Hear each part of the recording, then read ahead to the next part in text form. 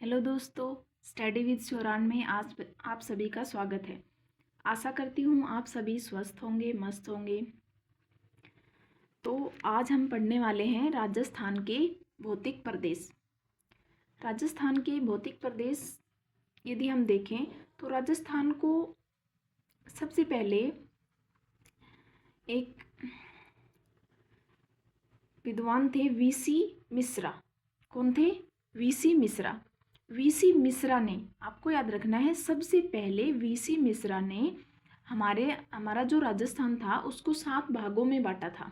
ठीक है, नॉर्मली इसमें सिर्फ यही याद रखना है कौन कौन से वो 7 भाग थे, बस इतना ही पूछा जाता है। तो देखते हैं वीसी मिश्रा ने जो कब बांटा, 1968 में राजस्थान को के जो भौतिक प्रदेशों को कितने भागों में बांटा? 7 भागों में। ठीक है, पहला है पश्चिमी शुष्क क्षेत्र, दूसरा है अर्ध शुष्क क्षेत्र एंड नहरी क्षेत्र, अरावली प्रदेश, पूर्वी कृषि औद्योगिक प्रदेश, दक्षिण पूर्वी कृषि प्रदेश एंड है चंबल बीहड़। ठीक है, तो इन 7 क्षेत्रों में वीसी मिश्रा जी ने 1968 में राजस्थान के भौतिक प्रदेशों को विभाजित किया। ठीक है, पहला प्रयास वीसी मिश्रा ने किया, दूसरा किसने किया? AK सेन ने, उन्होंने भी 1968 में ही किया था। उसके बाद आते हैं तीसरा प्रयास किसने किया? राम लोचन सिंह, जिन्होंने 1971 में राजस्थान को भौतिक प्रदेशों में बांटा। ठीक है, इनका याद रखना है कि इन्होंने, वीसी मिश्रा ने 7 भागों में बांटा। अब देखते हैं ये जो पहला भाग है पश्चिमी शुष्क क्षेत्र। ये जो पश्चिमी शुष्क क्षेत्र है ये वाला हिस्सा है जहाँ पे जो हमारा मरुस्थल है राजस्थान का। ठीक है, तो ये शुष्क क्षेत्र है, ये वाला हिस्सा। ठीक, नेक्स्ट है अर्ध शुष्क क्षेत्र। तो ये अर्ध शुष्क क्षेत्र जो है वो है ये वाला। ठीक, मैप में देखते चलना ताकि इससे आइडिया हो जाए, एकदम दिमाग में छप जाएगा यदि हम मैप से कुछ चीज़ें पढ़ते हैं तो। नहरी क्षेत्र की बात करें तो ये वाला हिस्सा है जहाँ पे ऊपर वाला हनुमानगढ़ गंगानगर वाला। आगे है अरावली, तो ये हमारी जो राजस्थान का ये वाला भाग अरावली, यहाँ से अरावली है की पहाड़ियाँ हैं। उसके बाद है पूर्वी कृषि औद्योगिक प्रदेश। तो पूर्वी कृषि औद्योगिक प्रदेश, यहाँ से नदियाँ बहती बहुत सारी, ये मैदानी प्रदेश है। ठीक है, ये वाला पूरा। दक्षिणी पूर्वी कृषि प्रदेश की बात करें तो वो है ये नीचे वाला। उसके बाद है चंबल बीहड़, तो वो है इन दोनों के बीच का, जहाँ से चंबल नदी बहती है ना, वो वाला हिस्सा क्या है? चंबल बीहड़। ठीक है, तो ये हो गई, वीसी मिश्रा ने बांटा था राजस्थान को 7 भागों में। यदि सामान्य वर्गीकरण के हिसाब से हम देखें तो राजस्थान को 4 भागों में बांटा गया था। तो देखते हैं वो 4 भाग कौन कौन से थे। पहला भाग है मरुस्थलीय, पश्चिमी मरुस्थलीय प्रदेश में बांटा था। ठीक है, दूसरा है अरावली की पहाड़ियाँ, अरावली प्रदेश, तीसरा है पूर्वी मैदानी प्रदेश एंड चौथा है दक्षिणी पूर्वी पठार बोले, या फिर जिसमें आता है हमारा हड़ौती का पठार। ठीक है, तो ये दक्षिणी पूर्वी पठार भी है इसमें। अब आज की क्लास में हम पढ़ेंगे, ये हमारी 4 क्लास आएंगी इनसे संबंधित। आज देख लेते हैं मरुस्थल, जो पश्चिमी हिस्सा है राजस्थान का। राजस्थान में जो मरुस्थल है वो कौन से हिस्से में है? देखो ये वाले हिस्से में, ये पश्चिमी हिस्सा है ना, ये वाला सारा हिस्सा मरुस्थलीय प्रदेश है। ठीक है, तो ये पूरा हम इससे रिलेटेड जो भी जानकारी है वो आज की क्लास में पढ़ेंगे। अब देखते हैं, मरुस्थल की बात करें तो मरुस्थल को भी 2 भागों में बांट दिया। सामान्य वर्गीकरण से याद रखना है, ये मरुस्थल अरावली प्रदेश, मैदानी एंड दक्षिणी पूर्वी पठार। तो जब यदि हम बात करते हैं मरुस्थल की, तो मरुस्थल की उत्पत्ति कहाँ से हुई? तो जो मरुस्थल है उसकी उत्पत्ति याद रखना है टेथिस सागर से। स्टार्टिंग में हमने पढ़ा था ना, तो वो जो पिंजिया महाद्वीप था उसके बाहर से पैंथालासा महाद्वीप था, जब वो अलग हुए धीरे धीरे तो 2 भागों में टूट गया। ठीक है, बीच में उसके टेथिस सागर था, ऊपर वाला जो भाग था वो अंगारा लैंड था और नीचे वाला कौन सा भाग था? गोंडवाना लैंड। अब जो टेथिस सागर है उसी का भाग क्या है, मरुस्थल, एंड ये जो मैदानी प्रदेश है ये वाला हिस्सा टेथिस सागर का भाग माना जाता है। ठीक है, कौन सा हिस्सा, मरुस्थल ये प्रदेश एंड पूर्वी मैदानी प्रदेश, ये जो दोनों हिस्से हैं, ये जो दोनों प्रदेश हैं, ये हमारे टेथिस सागर से इनकी उत्पत्ति मानी जाती है। और ये जो अरावली एंड जो हड़ौती का पठार वाला भाग बच गया, ये वाले प्रदेश गोंडवाना लैंड के हिस्से माने जाते हैं। ठीक है, तो ये याद रखना है कि इनकी उत्पत्ति किससे मानी जाती है, गोंडवाना लैंड से। ठीक है, आगे हम बात करें कि ये जो हमारा पश्चिमी मरुस्थलीय प्रदेश है, ठीक है, पश्चिमी रेतीला मरुस्थलीय प्रदेश, इसको भी दो भागों में बांटा। एक तो था जलवायु के आधार पर, ये जो बांटा है मरुस्थल को, ये जलवायु के आधार पे बांटा है। यहाँ लिख देते हैं जलवायु के आधार पे, जलवायु के आधार पर। ठीक है, तो ये किसके आधार पे बांट दिया, मरुस्थल को दो भागों में जलवायु के आधार पे। पहला भाग था शुष्क मरुस्थलीय प्रदेश, दूसरा है अर्ध शुष्क मरुस्थलीय प्रदेश। हमने अभी पढ़ा ये तो शुष्क तो है ही, तो इसको दो भागों में बांट दिया, एक तो शुष्क एक अर्ध, अर्ध मतलब थोड़ा कम शुष्क। ठीक है, अब बात करें यदि जो ये शुष्क मरुस्थल है इसके अंदर क्या पाए जाते हैं, इसको भी मतलब दो भागों में बांटा है, एक तो बालू का स्तूप मुक्त प्रदेश है, एक बालू का स्तूप युक्त प्रदेश है। बालू का स्तूप मुक्त प्रदेश है वो है 41%, मतलब 41.50%। दूसरा है बालू का स्तूप युक्त प्रदेश, तो ये जो दूसरा है बालू का स्तूप युक्त प्रदेश ये है 58.50%। ठीक है, ये दोनों याद रखना है, ये सीधा सीधा क्वेश्चन यहीं से है, दो क्वेश्चन तो ये बालू का स्तूप मुक्त प्रदेश कितने हिस्से में है, तो 41.50% में। और इसकी बात करें तो बालू का स्तूप युक्त प्रदेश 58.50%, और ये लगभग 60 भी मान लेते हैं, 60% भी लगभग। ठीक है, लगभग में देखें तो ये 60% भी है। अब यदि बात करें ये बालू का स्तूप मुक्त प्रदेश एंड बालू का स्तूप युक्त प्रदेश होते क्या हैं, तो जो बालू का स्तूप मुक्त प्रदेश है, मुक्त का मतलब होता है कोई चीज अलग है उससे, मतलब बालू का स्तूप मुक्त की बात करें हम, मुक्त का मतलब फ्री हो गया, वो हिस्सा मरुस्थल का वो हिस्सा जिसके अंदर बालू का स्तूप नहीं है। मुक्त का मतलब है यहाँ पे बालू का स्तूप नहीं है 41.50% हिस्से में।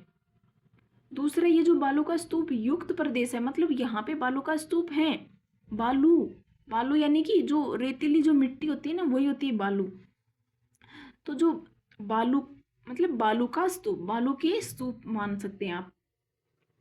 तो जो बालू का स्तूप मुक्त, एक तो हो गया बालू का स्तूप मुक्त जहाँ पे बालू के जो स्तूप हैं वो नहीं है, और दूसरा है बालू का स्तूप युक्त, मतलब जहाँ पे बालू के स्तूप हैं। अब ये जो बालू का स्तूप मुक्त प्रदेश है ना, ये वाला हिस्सा है, यहाँ पे देखना आप, ये वाला हिस्से में बालू का स्तूप मुक्त प्रदेश है। उसके बाद जो बच गया ये वाला, ये सारा हिस्सा, उसके अंदर है बालू का स्तूप युक्त प्रदेश माना जाता है इसको। ठीक है, नेक्स्ट यदि बात करें अर्ध शुष्क मरुस्थल, अर्ध शुष्क मरुस्थल जो है उसको भी चार भागों में बांट दिया। कौन कौन से, घग्गर बेसिन, शेखावाटी अंतःप्रवाह एंड नागौरी उच्च भूमि, चौथा है लूनी बेसिन, या फिर लूनी बेसिन को क्या बोला जाता है, और गोंडवाना प्रदेश भी। देखो एक तो था गोंडवाना लैंड था, वो तो उसका हिस्सा था पेंजिया महाद्वीप का, उससे अलग होके एक अंगारा लैंड बन गया था और एक गोंडवाना लैंड, तो वो था गोंडवाना, कंफ्यूज नहीं होना है, वो था गोंडवाना लैंड। और यहाँ पे है गोंडवाड़ प्रदेश, ये है गोंडवाड़, किसको बोला जाता है, लूनी बेसिन को ही गोंडवाड़ प्रदेश भी बोलते हैं। ठीक, अब एक सेकंड मैप में देखो, ये है हमारे राजस्थान का मैप, इसमें ये वाली जो लाइन है यहाँ से और यहाँ से लेके जैसलमेर से लेके ये वाली लाइन तक, ये पूरा मरुस्थलीय प्रदेश है। ठीक है, इसके बारे में हम बात करेंगे, इस पूरे एरिया के बारे में। और ये जो लाइन है इससे पश्चिम साइड वाला हिस्सा कि यहाँ से लेके यहाँ तक ये वाला हिस्सा है शुष्क मरुस्थलीय प्रदेश। उसके बाद इन दोनों लाइनों के जो बीच वाला हिस्सा है ये है अर्ध शुष्क मरुस्थलीय प्रदेश। क्या है? ये दोनों की लाइनों के जो बीच वाला हिस्सा ये है अर्ध शुष्क मरुस्थलीय प्रदेश। अब इसी को 4 भागों में बांट दिया। पहला यदि यहाँ पे देखें तो ये है घग्गर का बेसिन, यहाँ पे क्या आ जाता है? घग्गर का बेसिन। उसके बाद इधर है शेखावाटी अंतःपर्वा। तीसरा यदि देखें तो यहाँ पे है नागौर, तो नागौरी उच्च भूमि आती है। चौथा है लूनी बेसिन या फिर गोडवाल प्रदेश, जहाँ से ये लूनी नदी बहती है ना, उस वाले एरिया को कह दिया लूनी बेसिन एंड गोडवाल प्रदेश। ठीक, तो ये बात हो गई हमारे शुष्क मरुस्थल एंड अर्ध शुष्क मरुस्थल। आगे देखेंगे इससे रिलेटेड। अब बात करें यदि मरुस्थल के बारे में सारी, तो यहाँ पे यदि हम देखें कि मरुस्थल का निर्माण, पहला ही पॉइंट है कि मरुस्थल का निर्माण किससे हुआ।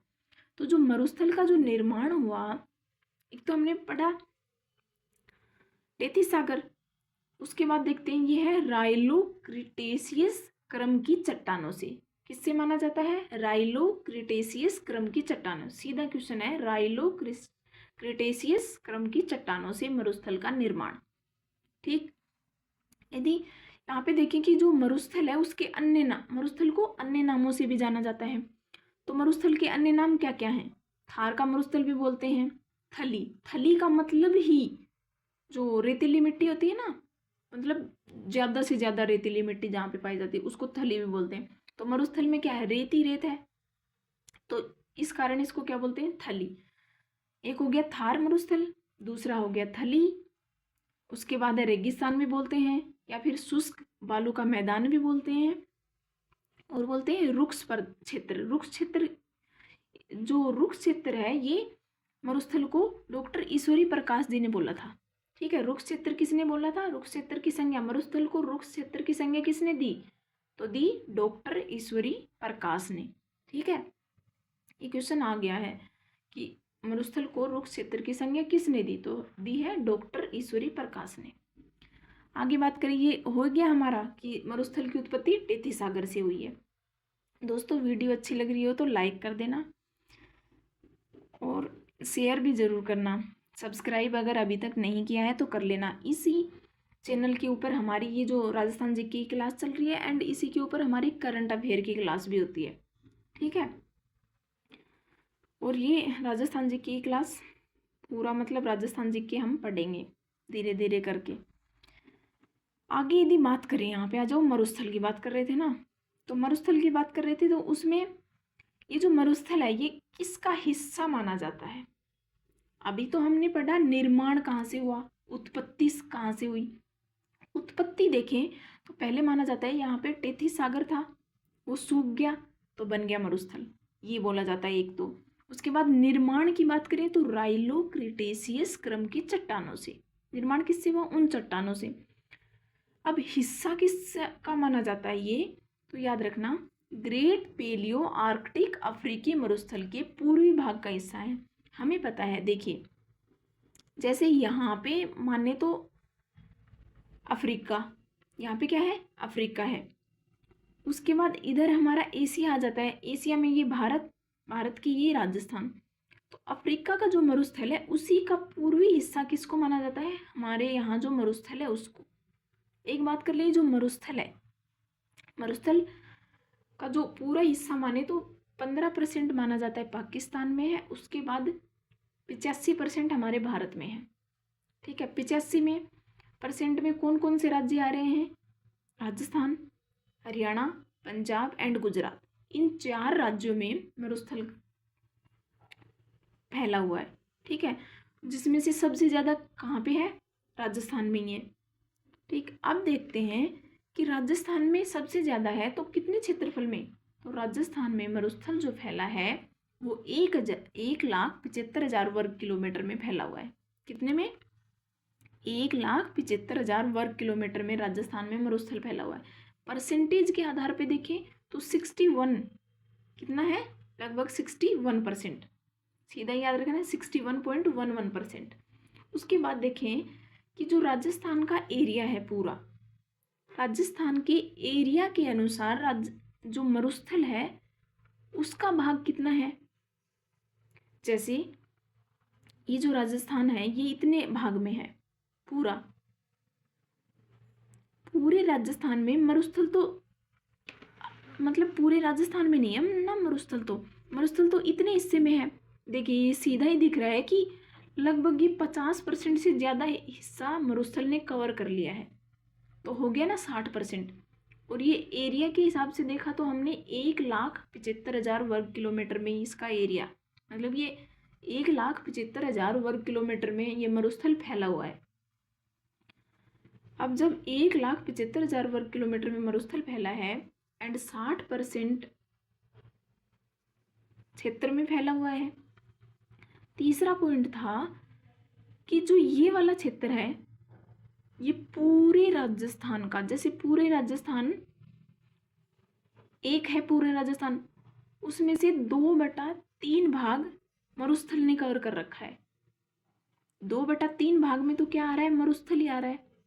यदि हम 2/3 भाग की बात करें, 2/3 का मतलब है जो पीछे बचा एक में से, पूरा राजस्थान एक में से 2/3 भाग निकाल दें तो हमारा बचता है 1/3। ये कहना चाह रहे हैं कि जो 2/3 भाग में क्या है, राजस्थान की मरुस्थल है, बाकी बचा है 1/3 भाग। ठीक है, 2/3 भाग में क्या है, मरुस्थल। सीधा क्वेश्चन है कि राजस्थान की कितने भाग में मरुस्थल फैला है, तो आंसर होगा 2/3। कितना, 2/3। ठीक है, आगे चलते हैं। जनसंख्या की बात करें तो जनसंख्या में देखिए जनसंख्या कितने प्रतिशत है यहाँ पे मरुस्थल में, तो जनसंख्या है 40%। जनसंख्या कितनी है, 40%।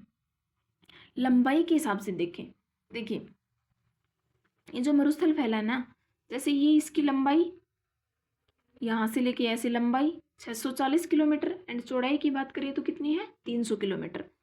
और ऊंचाई की बात करें, जैसे ऊंचाई का मतलब है जो अरब सागर या फिर समुद्र से देखें तो समुद्र से जो ऊंचाई है मरुस्थल की वो 200 से 300 मीटर। ये जो लंबाई और ये किलोमीटर की बात हो रही थी, ये देखो 200 से 300 मीटर तक की ऊंचा है, क्योंकि मरुस्थल है ना, तो मरुस्थल कितना ऊंचा है, 200 से 300 मीटर ऊंचा है।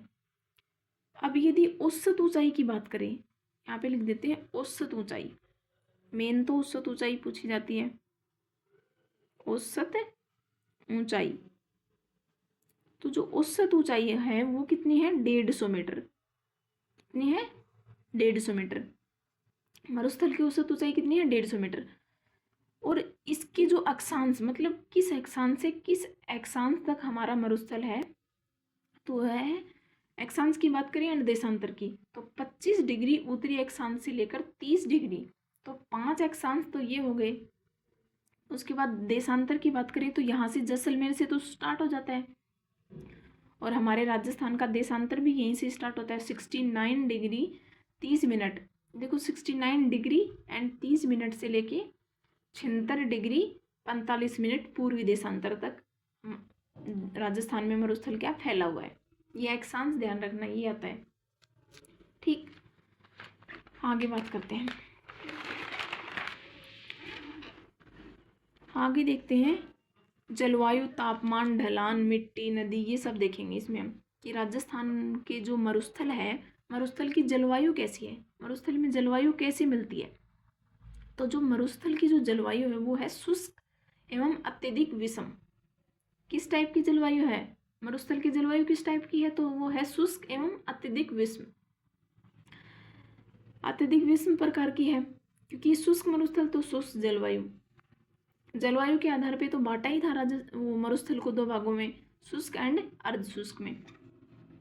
उसके बाद तापमान, तो तापमान है मैक्सिमम तापमान तो 49 डिग्री सेल्सियस तक पहुंच जाता है। यदि मिनिमम की बात करें तो -3 डिग्री तक पहुंच जाता है। कितना डिग्री सेल्सियस, -3 डिग्री सेल्सियस तक भी राजस्थान में वो मरुस्थल में तापमान पहुंच जाता है। क्योंकि देखो ये जो मिट्टी है, ये मरुस्थल में क्या है, मिट्टी ज़्यादा है, तो जो मिट्टी होती है वो एक मतलब जल्दी से गर्म हो जाती है और जल्दी ही ठंडी भी हो जाती है। तो न तो उसको गर्म होने में ज़्यादा टाइम लगता है, जैसे ही धूप निकली तो वो गर्म भी तेज़ी से होती है, एंड जैसे ही मतलब सर्दियों की या फिर सूरज नहीं निकल रहा है शाम के टाइम में, वो जल्दी ही ठंडी भी हो जाती है। इस कारण मैक्सिमम तापमान तो 49 डिग्री सेल्सियस तक पहुंच जाता है, मिनिमम तापमान -3 डिग्री तक भी चला जाता है। इसका जो ढलान देखें, मरुस्थल का जो ढलान है, मतलब ढलान का मतलब है यदि हम पानी डाल रहे हैं यहाँ पे मैं पानी डालूं तो पानी यदि इस साइड जा रहा है तो इसका ढलान इस साइड होगा, पूर्व से पश्चिम की ओर। यदि पानी इस साइड जा रहा है तो मतलब दक्षिण से उत्तर की ओर ढलान है इसका। ठीक, तो जो मरुस्थल का जो ढलान है वो जैसे ये हमारे इसमें नदियों के क्षेत्र में देखेंगे, नदियां कैसे बह रही हैं उनसे पता चल जाता है।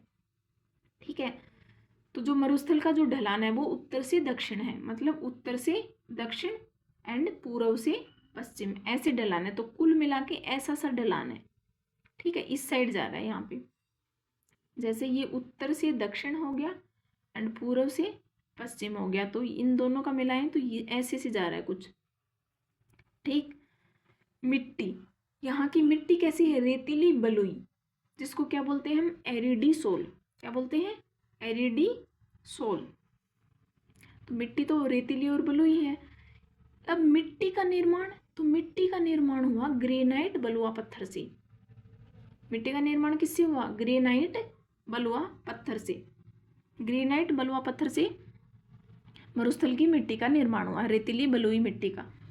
नदी यहाँ पे लूनी नदी बहती है, एंड यहाँ की जो वनस्पतियाँ मिलती हैं, मरुस्थल में जो वनस्पतियाँ मिलती हैं वो मरुदभिद किस टाइप की होती हैं?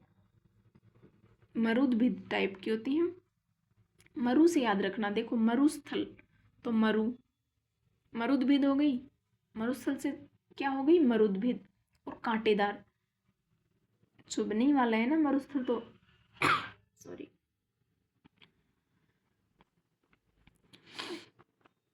हाँ, कांटेदार एंड जीरोफाइट, ये जीरो है, जी है, ये न नहीं है, जी है। ठीक है, तो जीरोफाइट मतलब जीरो, शून्य, ऐसे याद रखना, शून्य कुछ भी नहीं है, मतलब क्योंकि मरुस्थल है तो पेड़ शून्य के समान है, भाई पानी नहीं है तो पेड़ कैसे उगेंगे। तो जीरोफाइट्स, फ्रिएटोफाइट्स फ्री हैं, पूरी वनस्पति से पूरा तरह फ्री है, जीरो वनस्पति है, कांटेदार एंड मरु से मरुस्थल याद रह जाएगा। ठीक है, यहाँ पे वर्षा कितने सेंटीमीटर तक होती है? तो वो होती है 20 से 50 सेंटीमीटर। मरुस्थल में वर्षा कितने सेंटीमीटर तक होती है? 20 से 50 सेंटीमीटर। कम वर्षा होती है। मिलीलीटर में बात करें तो 10 से मल्टीप्लाई कर लो, मिली मतलब 1 सेंटीमीटर में 10 मिलीलीटर होते हैं, तो ये हो जाएगा 200 से 500 मिलीलीटर।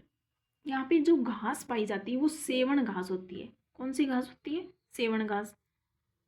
अब ये जो सेवण घास होती है इसके उपनाम भी होते हैं, करड़ी, तरड़गम, मुराना।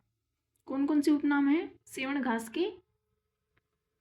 सेवण घास के उपनाम है करड़ी, तरड़गम, मुराना, ये याद रखना, उपनाम आ सकते हैं। तो और ये पूछा जाए सेवण घास कहाँ पे पाई जाती है? ज्यादातर मतलब यहाँ पे इसी हिस्से में, जैसलमेर वाली साइड, ये शुष्क क्षेत्र में सेवण घास हो गई।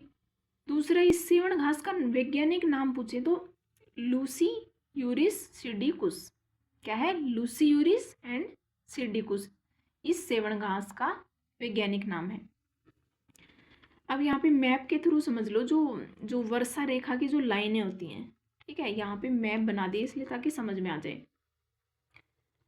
देखो, ये जो लाइन है ये 25 डिग्री वर्षा रेखा, और ये वाली लाइन 50 डिग्री वर्षा रेखा है, और यहाँ पे जो लाइन है ये है 75 डिग्री वर्षा रेखा। अब इन तीनों लाइनों में क्या क्या, कैसे कैसे क्वेश्चन पूछे जाएंगे? देखो, ये जो 25 डिग्री वर्षा रेखा है, तो बताओ 25 डिग्री वर्षा रेखा के पश्चिम में क्या है? तो यदि 25 डिग्री वर्षा रेखा के पश्चिम की बात करें तो यहाँ पे है शुष्क मरुस्थल। कौन सा मरुस्थल? अभी हम 2 मरुस्थल पढ़ के आए हैं पीछे, एक शुष्क मरुस्थल एंड एक अर्ध शुष्क मरुस्थल। तो उन 2 मरुस्थलों में से हमने पढ़ा था कि इस साइड शुष्क मरुस्थल है और यहाँ पे अर्ध शुष्क मरुस्थल है। अब ये जो शुष्क मरुस्थल है ये 25 सेमी वर्षा रेखा की किस साइड है? पश्चिम की साइड। ठीक है। और यदि हम बोले ये जो यहाँ पे क्या है? शुष्क मरुस्थल की एकदम मतलब पूर्वी साइड, पश्चिम डिग्री पूर्वी साइड ही ये तो, लेकिन एकदम पूर्वी की बात करें तो 25 सेंटीमीटर वर्षा रेखा है यहाँ पे खत्म होते ही। दूसरा, ये जो 25 सेंटीमीटर वर्षा रेखा है ये पूरे मरुस्थल को 2 भागों में बांटती है। ठीक, पूरे मरुस्थल को क्या करती है? 2 भागों में बांटती है। और बात करें जो शुष्क मरुस्थल है और अर्ध शुष्क मरुस्थल है ये 25 सेंटीमीटर वर्षा से अलग होते हैं।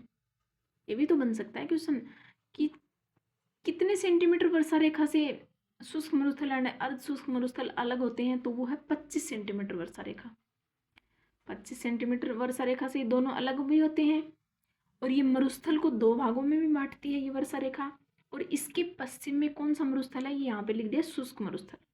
ठीक, अब बात करें 50 सेमी वर्षा रेखा की। 50 सेंटीमीटर वर्षा रेखा जो है वो पूरे राजस्थान को 2 भागों में बांट रही है। किसको? पूरे राजस्थान को 2 भागों में बांट रही है। अब जब ये 50 सेमी वर्षा रेखा पूरे राजस्थान को 2 भागों में बांट रही है, 25 सेमी वर्षा रेखा जो थी वो मरुस्थल को 2 भागों में बांट रही है। 2 वर्षा रेखाएं 2 अलग अलग है। 25 जो मरुस्थल को 2 भागों में बांट रही है, 50 सेमी वाली जो पूरे राजस्थान को 2 भागों में बांट रही है। ठीक है, 25 एंड 50। 50 सेमी वर्षा रेखा के पश्चिम में देखें तो अर्ध शुष्क मरुस्थल है। कौन सा मरुस्थल है? अर्ध शुष्क। वैसे तो दोनों ही है लेकिन एकदम बात करें तो अर्ध शुष्क मरुस्थल है। ठीक है। एंड 25 सेमी वर्षा रेखा और 50 सेमी वर्षा रेखा के बीच में जो मरुस्थल आता है वो है अर्ध शुष्क मरुस्थल। यहाँ पे ये देखो ये अरावली की पहाड़ियाँ हैं। ठीक है। और ये वाला जो हिस्सा है, ये वाली लाइन वो है 75 सेंटीमीटर वर्षा रेखा। कौन सी है? ये वाली है 75 सेंटीमीटर वर्षा रेखा। इसकी ये जो उत्तर में ये है मैदानी भाग, पूर्वी मैदानी प्रदेश, अभी हम आगे पढ़ेंगे। तो ये है पूर्वी मैदानी प्रदेश और ये है दक्षिणी पठारी प्रदेश, दक्षिणी पूर्वी पठारी प्रदेश।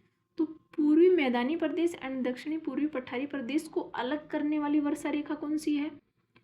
तो वो है 75 सेंटीमीटर वर्षा रेखा। कौन सी वर्षा रेखा है? 75 सेंटीमीटर वर्षा रेखा। ठीक है। तो आज के लिए इतना ही पढ़ेंगे। बाकी जो शुष्क मरुस्थल और अर्ध शुष्क मरुस्थल की जो शब्दावलियां हैं या इनसे रिलेटेड और भी बातें हम कल पढ़ेंगे। क्या पढ़ेंगे? बालों का स्तूप से रिलेटेड किस टाइप के बालों का स्तूप हैं, कहाँ कहाँ पाए जाते हैं, वो सारा हम कल की क्लास में पढ़ेंगे ना, नहीं तो क्लास बहुत ज़्यादा लंबी हो जाएगी। अभी इतना ही ठीक है। ठीक है, वीडियो अच्छी लगी हो तो लाइक कर देना, दोस्तों के साथ शेयर भी कर देना एंड सब्सक्राइब कर लेना, लेकिन अगर अभी तक सब्सक्राइब नहीं किया है चैनल को। ठीक है, कमेंट करके ज़रूर बताना वीडियो कैसी है। ठीक, धन्यवाद।